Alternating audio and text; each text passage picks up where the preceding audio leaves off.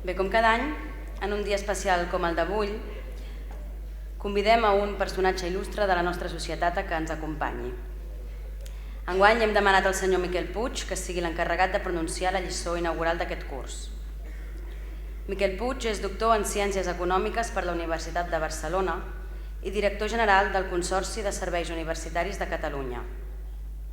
És un col·laborador habitual en els mitjans de comunicació i té una llarga trajectòria en l'àmbit de la gestió empresarial. Va ser director general de Vertis Airports, la divisió aeroportuària de Vertis, i anteriorment va ocupar el mateix càrrec a la Corporació Catalana de Ràdio i Televisió, avui Corporació Catalana de Mitjans Audiovisuals, que és l'organisme del qual depenen els mitjans públics catalans. Senyor Puig, si us plau, li demanem que ens acompanyi aquí a l'escenari. Gràcies.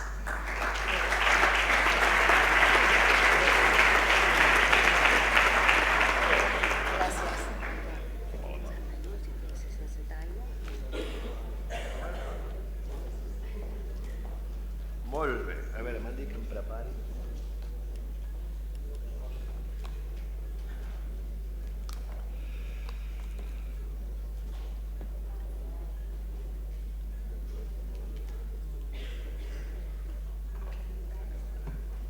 Molt bé. Bon dia a tothom, senyores i senyors, autoritats. Moltes gràcies per haver-me convidat a fer aquesta lliçó inaugural. No és que sigui un expert, però procuraré fer el millor que pugui.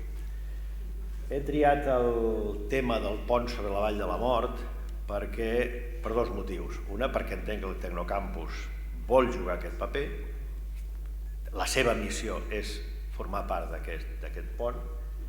I en segon lloc perquè entenc que crec que és una de les coses més importants que té la política econòmica catalana, o sigui, Catalunya des del punt de vista econòmic, per abordar o per resoldre en els propers anys.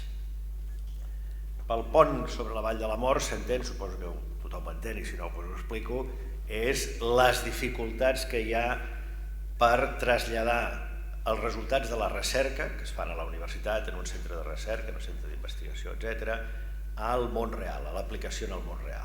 Això sempre se li ha dit, com que la major part de les troballes moren pel camí, no arriben mai a ser aplicades, per això se li diu la Vall de la Mort. Dues prèvies vull fer. La primera és per què crec que aquest tema és molt important, i la segona és podríem dir un pensament necessari per abordar aquesta qüestió i moltes altres. Per què aquest tema és important? Mirin, és important perquè anem malament en termes de productivitat. Productivitat mesurada com unitat de valor que produeix la nostra societat per unitat d'esforç, és a dir, per hora treballada. Les dades que venen ara són referides a Espanya, però els asseguro que en aquest tema Catalunya és molt semblant a la mitjana espanyola. El que passa és que tenim dades homologables d'Espanya, homologables amb tots els països de l'OCDE, i l'origen és l'OCDE. Mirin, això és com ha millorat la productivitat, és com ha augmentat el valor de la producció per hora treballada a Espanya en relació amb tres grups de països. El que jo denomino països socialdemòcrates, que són països de l'Europa occidental i d'Oceania, membres de l'OCDE amb pressió fiscal molt alta, aquí va des de França fins al Canadà o Nova Zelanda, els liberals, que són els països de l'OCDE que tenen la pressió fiscal molt baixa, també d'Europa occidental o d'Oceania, és aquí on hi ha Nova Zelanda, Austràlia, Gran Bretanya, Irlanda i Suïssa, i amb els Estats Units. Observaran que en el cicle econòmic, els economistes comptem per cicles econòmics perquè és la unitat per on hem de comptar, el cicle econòmic entre 1986 i 2014 i 1994, que són 2 anys dolents, són els punts baixos d'un cicle econòmic, la productivitat a Espanya va anar bé, va anar tan bé com a la resta de països més o menys. En canvi, en el segon cicle econòmic, que és el llarguíssim cicle econòmic que hi ha entre 1995 i 2013, la productivitat va anar malament. Alguns de vostès poden pensar, home, la productivitat va anar malament perquè hem tingut una crisi de cavall. No, no s'equivoquin. La productivitat durant les èpoques bones, quan es deia Espanya va bien, entre 1995 i 2007, la productivitat va disminuir. És a dir, una hora de treball a Espanya l'any 2007 produïa menys de mitjana que el 1995. Ha estat durant la crisi que s'han destruït molts llocs de treball poc qualificats i poc productius que la productivitat ha estat positiva, el balanç és positiu, però només un 0,8%, una xifra que, com veuran, és molt inferior a la dels països, podríem dir, comparables. Vostès poden dir, home, i què? Quina diferència hi ha entre un 1,7 i un 0,8%? Bé, són xifres acumulatives, i les xifres acumulatives, les taxes de creixement, es noten molt al llarg del temps.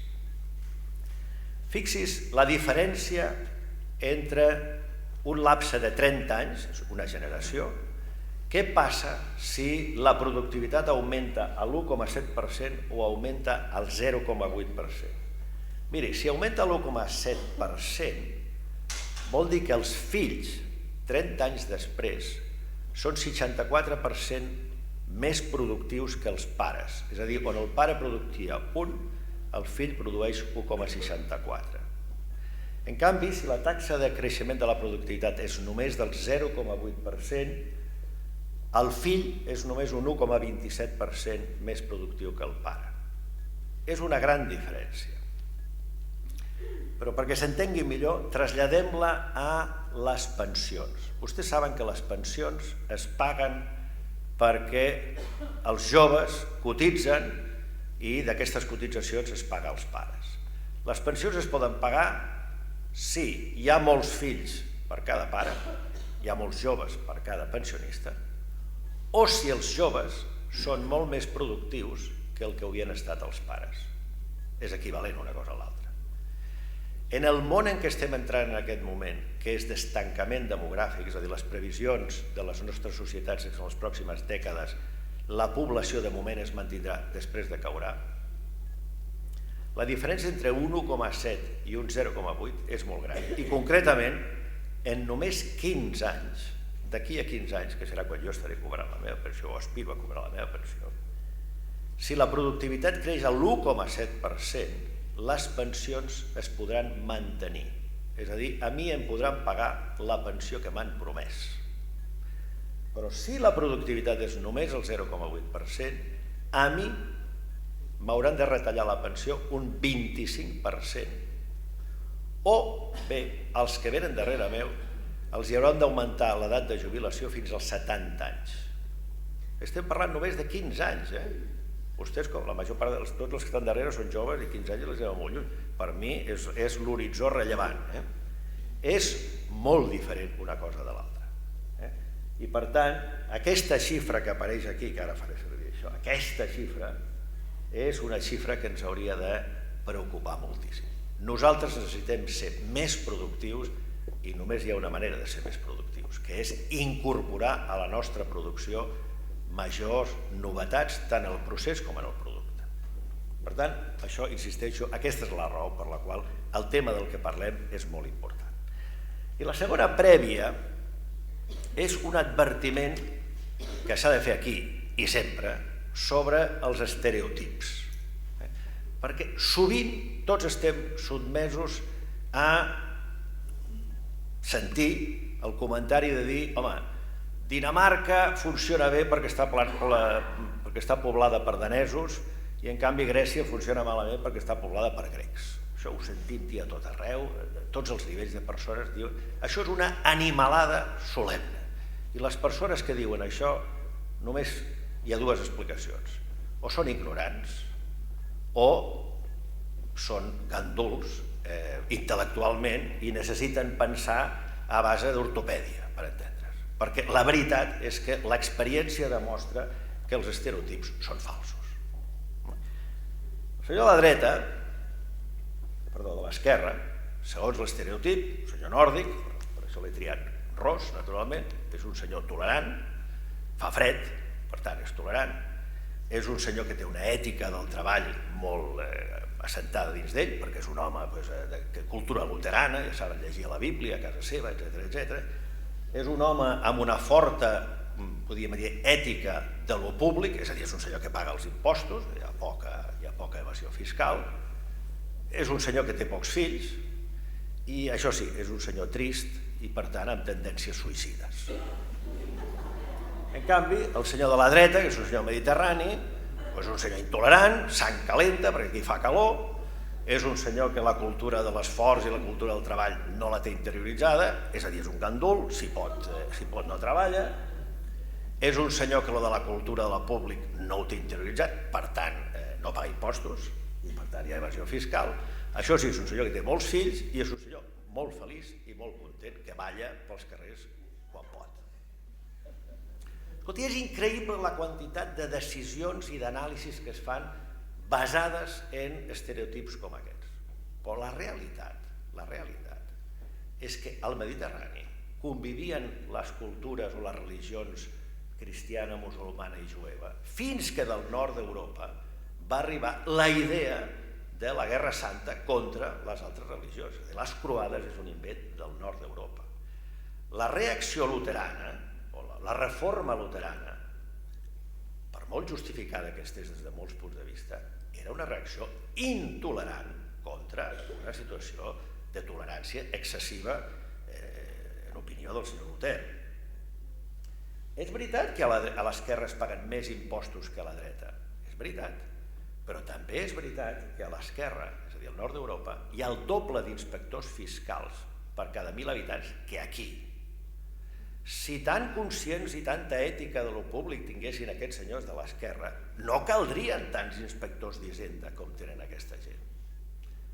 Pel que fa a les trampes, escolti, cada dia llegim el diari i veiem que de tramposos n'hi ha a tot arreu. Volkswagen ens acaba de fer una demostració pràctica de que, escolti, a tot arreu. No sols això, sinó que ens acaben de dir, s'acaba de descobrir que la Federació Alemanya de Futbol va subornar la FIFA per tenir uns jocs, com se diu, un campionat internacional. És a dir, escolti, a tot arreu. I pel que fa als fills, allò era veritat quan jo era petit, però ara el senyor de l'esquerra té 2 fills i el senyor de la dreta té 1,3 fills. I quan parlem de felicitat, això és molt relatiu, no? Però la gent que ha intentat mesurar la felicitat, amb totes les dificultats que això té, sistemàticament arriben a la conclusió que els senyors del nord d'Europa són més feliços, o com a mínim es consideren més feliços que els mediterranis, que de fet els mediterranis en aquest moment es consideren el col·lectiu més, s'autoconsideren el col·lectiu més desgraciat de tota Europa. Per tant, escolti, oblidin-se dels estereotips. Els països són el que volen ser.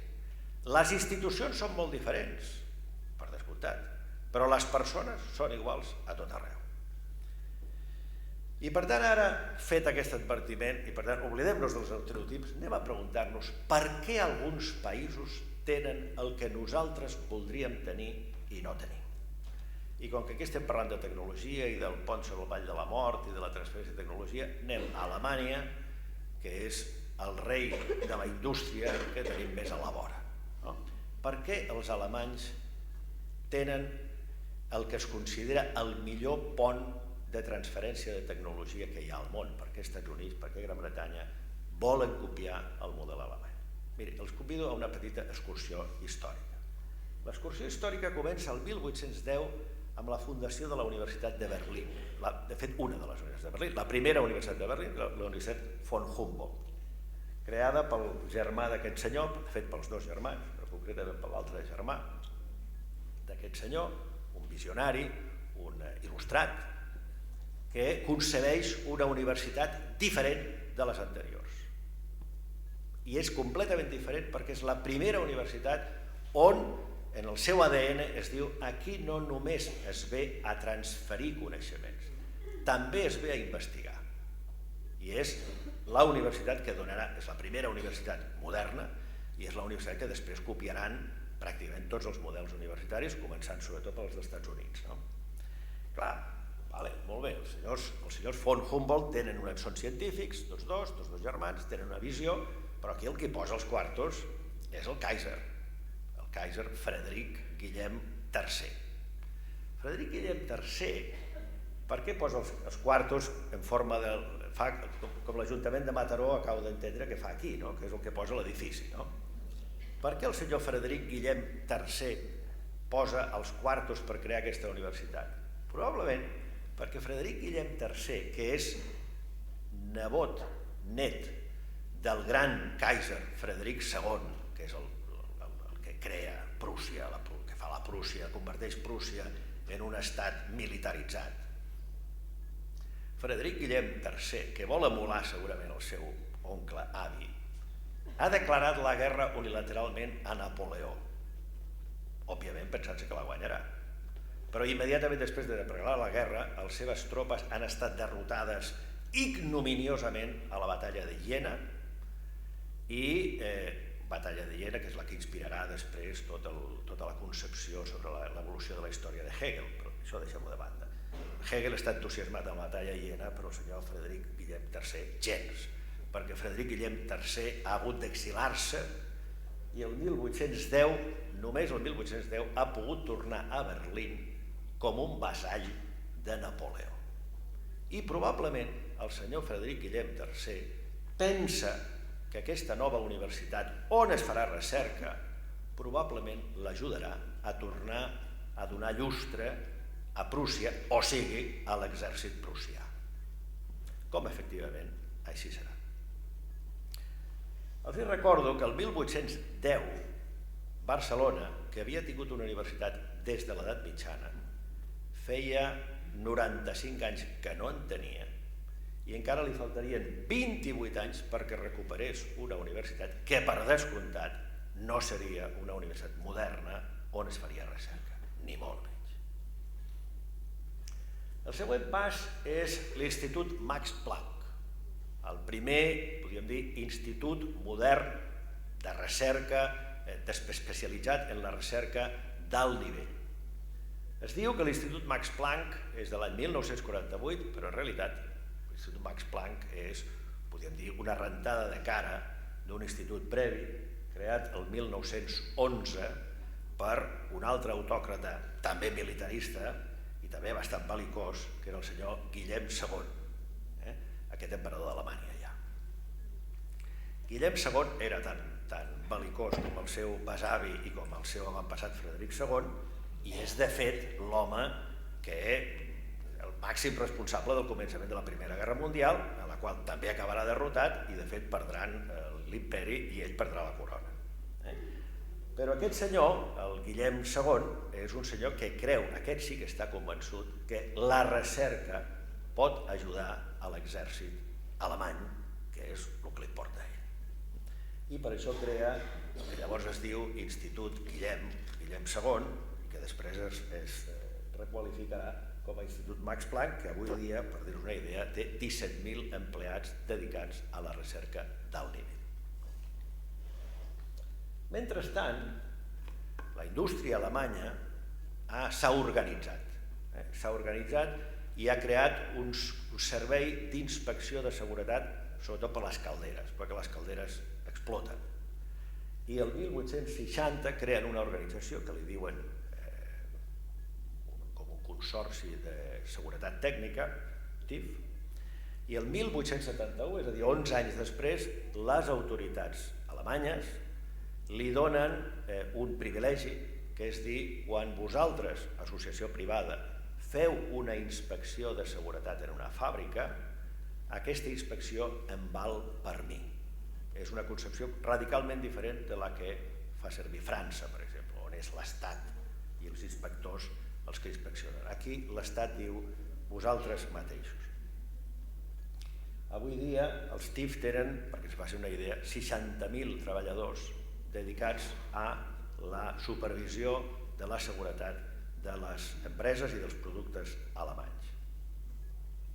Mentrestant, a Espanya, l'any 1939 es dicta la llei d'indústria que diu, 1939, que diu, escolti, les inspeccions les fan el Ministeri d'Indústria i les fàbriques les autoritza el Ministeri d'Indústria. I això només es deroga a la Constitució espanyola de 1978. Hi ha un contrast molt gran entre una cosa i una altra. La indústria també s'organitza amb el que és la normalització, és a dir, la creació de normes. Avui identifiquem els DIN per les mides del paper, no? El DIN A4, el DIN A3, el DIN A no sé què, no? Però en realitat els DIN van sorgir sobretot en la indústria de l'armament i en la indústria ferroviària. I la idea era anem a definir molt bé els productes de tal manera que les peces es puguin intercanviar i que tu puguis reaprofitar peces d'un producte per un altre perquè saps que totes són exactament igual. És a dir, a Alemanya hi ha un gran moviment molt recolzat per dalt per reforçar la tecnologia de la indústria. És veritat que a Alemanya, igual que a tota Europa, hi ha grans empreses que creuen en la ciència. Mirin vostès aquesta foto. Aquesta foto, 1911 també, és una trobada de físics. Es considera el primer congrés internacional de físics, presidits pel senyor Poincaré, un celebríssim matemàtic francès, però aquí és tothom. Jo només conec dos personatges, que és Madame Curie, aquest any li donarien el segon Premi Nobel, i evidentment tothom coneix el senyor Albert Einstein, que és el físic més jove de la colla. Però aquí són tots els que jo he sentit anomenar mai. Llegint històries de la ciència, surt de Broglie, Max Planck, Rutherford, etc. Tots estan aquí. No ho sé identificar perquè no sé la cara d'ells, però aquí són tots. Aquest primer Congrés Internacional de Física no és un congrés convocat per una institució pública o una universitat. Està convocat per una empresa privada belga que es diu Solvay, que inaugura i inventa d'aquesta manera els congressos internacionals. És a dir, aquest és el primer congrés Solvay de Física a Brussel·les. Bé, amb tot aquest substracte, fixi's vostè que estem parlant del segle XIX i del segle XX, és només el 1949, immediatament després d'acabada la guerra, que un grup d'industrials alemanys i un grup d'acadèmics plantegen la necessitat de construir un pont entre l'acadèmia i la indústria. Òbviament, no un pont pels Solvays, que ja tenen accés als físics directament, sinó per la petita i mitjana empresa. És només el 1949 quan diuen necessitem un pont. Aquest pont costa molt de definir i només és el 1965 que es considera que ja tenen el model fet, el model de l'Institut Fraunhofer, que avui es considera, insisteixo, vagin als Estats Units o a Gran Bretanya, els documents dels parlaments, etc., diuen el model són els Instituts Fraunhofer. L'Institut Fraunhofer, insisteixo, només el 1965 es defineix quin és el seu model, un model molt proper a la indústria, molt proper a la universitat i on el finançament és a terços. Un terç el que encarrega el projecte, un terç un sector públic que encarrega un projecte de recerca, Unió Europea, Land o Govern Federal, i un terç subvenció basal per part d'una administració pública. Avui dia els instituts Fraunhofer tenen 23.000 empleats, la major part dels quals, però no tots, a Alemanya. Aquest és, podríem dir, el procés com Alemanya s'ha anat dotant de les peces que han culminat en aquest pont que avui dia tots considerem que és el model. Clar, nosaltres què? Nosaltres quan ens mirem a nosaltres mateixos preguntant-nos per aquestes coses sempre anem a parar a aquest bon senyor, Enric Prat de la Riba, sempre anem a parar a aquest senyor, perquè és l'home que va tenir la visió de que nosaltres necessitàvem exactament el mateix. En el moment en què Alemanya estava construint el Max Planck, l'institut, el precedent de l'Institut Max Planck, aquest senyor va tenir la visió de que nosaltres érem una societat industrial i necessitàvem dotar-nos de les mateixes eines. El que passa és que el senyor Prat de la Riba no era el Kaiser d'Alemanya o el Kaiser de Prússia, sinó que era el president de la Diputació de Barcelona.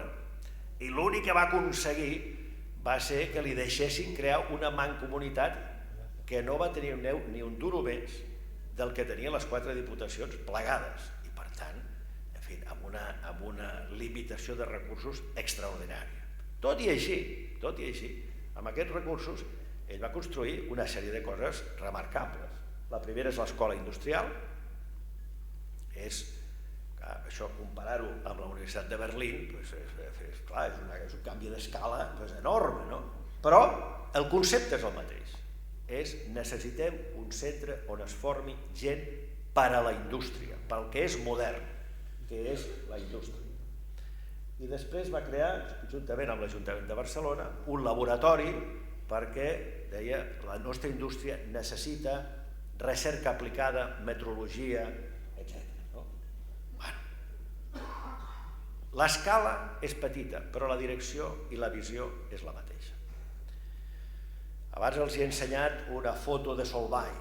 La indústria autòctona, òbviament no tenia aquest nivell, però sí que tenia aquestes aspiracions, és a dir, necessitem dotar-nos d'eines per suportar les nostres necessitats. Aquí tenim el condicionament terrassense, o el condicionament terrassense que ofereix aquests serveis a la indústria llanera catalana del moment. I perdonin que tregui un exemple de Terrassa, que és una cosa que conec bé, no? Bé, escolti, la cosa estava ben enfocada. Sabíem on volíem anar. Després la història ens va jugar una mala passada i evidentment aquí vam entrar en un llarg hivern. Aquest és Franco visitant una empresa tèxtil, no és de Mataró perquè és llanera, però és Franco visitant una empresa tèxtil a principis dels 40. Franco hagués pogut ser un Frederic Guillem III o un Guillem II, hagués pogut ser-ho, hagués pogut pensar per aquesta Espanya gran que vull construir necessito recerca, necessito universitats i per un exèrcit de primera categoria. Per bé o per mal, va pensar exactament el contrari i la veritat és que el règim el que va fer per la recerca o per tenir una universitat moderna va ser frenar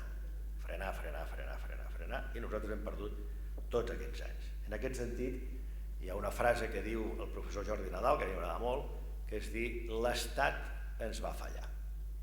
I és veritat, en tot el que és el suport per construir una economia moderna l'Estat ens va fallar, perquè l'Estat va preferir el control, la seguretat i el tancament a el que pensaven aquests exemples de Kaisers a Alemanya. Bé, de tota manera, el meu missatge, fins aquí és pessimista, òbviament, a partir d'ara vull que sigui optimista, perquè nosaltres tornem a tenir les idees clares. I això és el primer pas per triomfar. Tornem a tenir les idees clares. Miren, en els anys 80, aquí perdona que jo tregui una cosa, perquè el senyor Sobirà hi va participar, però jo també vaig tenir un cert paper, en un moment determinat van voler convèncer la Generalitat perquè construís un centre de proves de cotxes, de vehicles. La Generalitat hi va apostar, va posar el que avui dia són 70 milions d'euros en aquesta cosa que està en la bifurcació de les dues autopistes, la AP2 i la AP7, a l'Vendrell, prop del Vendrell, al Baix Penedès.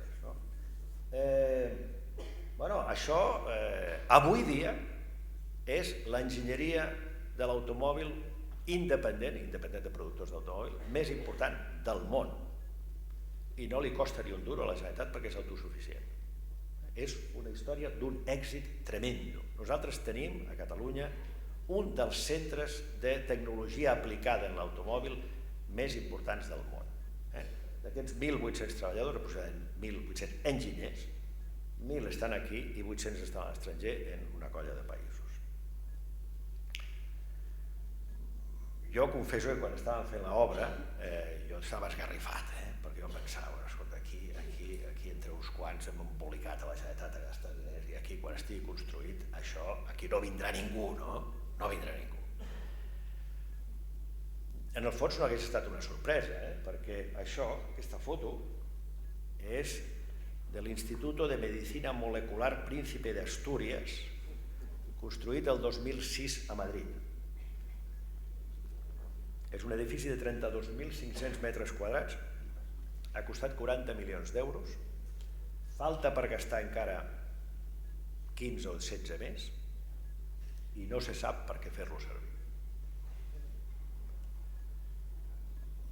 Evidentment, és un risc. Quan fas grans operacions pots equivocar-te. El Tecnocampus hagués pogut passar el mateix, òbviament. En el fons, aquestes coses funcionen bé si les poses en bones mans. Els senyors von Humboldt van ser capaços de tirar endavant una universitat nova, els gestors de l'Idiada han estat capaços de tirar endavant un gran projecte, els senyors del Tecnocampus han estat capaços de fer-ho, no sempre això passa, no? I la segona cosa és que a partir de l'any 2000 aproximadament la Generalitat té una política de recerca. Enuncia una política, de fet ja la tenia abans, però enuncia una política de recerca d'una certa ambició, amb dos productes que són el Cerca, una còpia per entendre'ns, una emulació modesta si es vol, però una emulació dels Max Planck, però pensi que segons el Max Planck 3 d'aquests instituts estan entre els 3 millors del món en la seva especialitat, i els hi crea, que és un intent de convertir la universitat catalana en una universitat especialitzada en recerca. Aquestes xifres s'han publicat moltes vegades i són una mesura de l'èxit de Catalunya. Per primera vegada en la seva història, Catalunya produeix ciència. La primera xifra és el percentatge que representa la població catalana en el conjunt de la Unió Europea, de l'espai europeu de recerca, que inclou Israel, per exemple. Això és la producció científica, mesurada en termes de papers, ja dic, de manera homologada, etc. Observaran que nosaltres produïm aproximadament el doble de papers científics del que ens toca per població, i 3,3 és el nombre de subvencions ERC, European Research Council, que són les més selectives que hi ha. És a dir, nosaltres per primera vegada a la història som un pol de generació de ciència. Mai no ens ho havíem proposat, ara ho ens ho hem proposat, ara ho hem aconseguit. Fent veritat això que els he dit abans, que allò dels estereotips culturals no té cap substància. Si tu vols anar a un lloc i poses els mitjans i arribes, siguis blanc, negre o vermell. Ara bé, aquest èxit té molta debilitat, molta debilitat.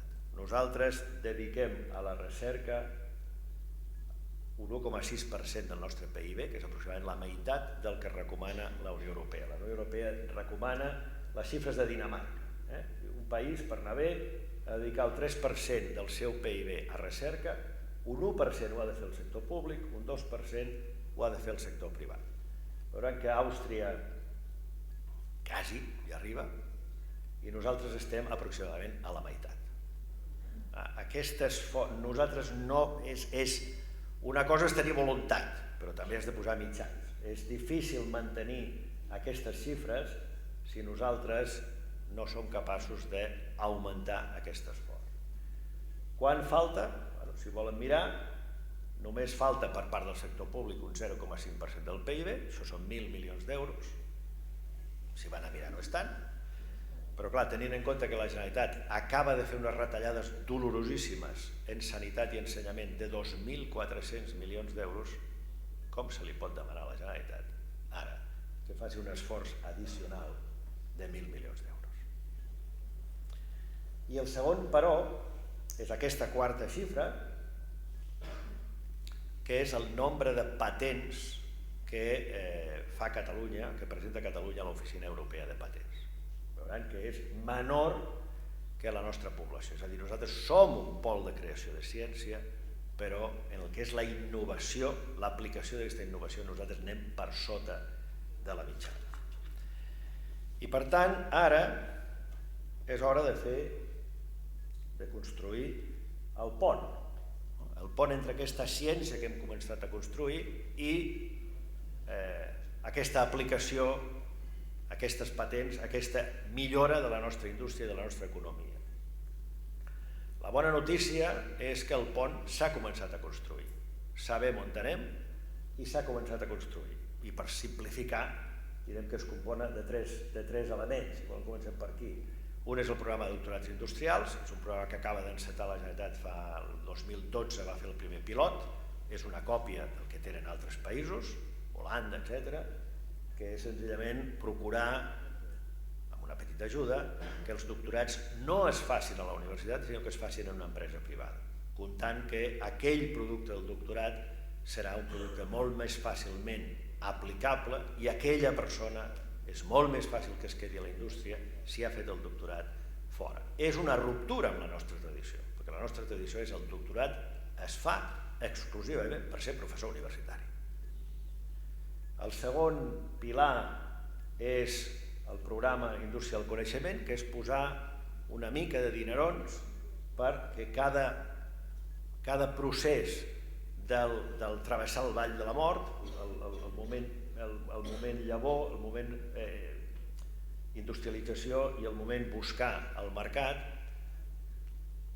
el sector públic posi una proporció de diners que cada vegada és menor perquè el sector privat vagi apostant fins que el sector privat es faci càrrec del producte aquí. És ajudar a travessar aquest món. I el tercer és el que han de ser l'equivalent als nostres instituts Fraunhofer, és a dir, els instituts de recerca aplicada que existeix Tecnio, existeix la xarxa Tecnio, que fa aquesta missió. Ara bé, siguem clars, el tema, les xifres que hem dit abans, també apareixen al tema Tecnio. Tecnio és aproximadament una tercera part de la mida que tenen els Fraunhofers comparats en dimensió, comparant en relació a la població i del PIB a la població.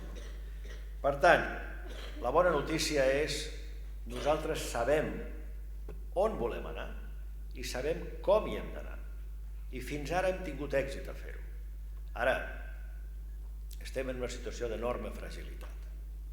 Nosaltres necessitem continuar fent el que estem fent i necessitem, a més, fer-ho amb una mica més de força, perquè si no, no hi arribarem.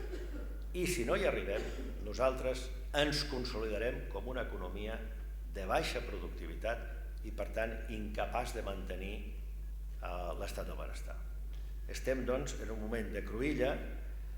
Jo crec que hem de ser optimistes, perquè el més important és saber on s'hi vol anar i perquè, a més, estem al Tecnocampus, que, insisteixo, forma part d'aquest pont que ens ha de portar a ser una societat més pròspera. Moltes gràcies per la seva atenció.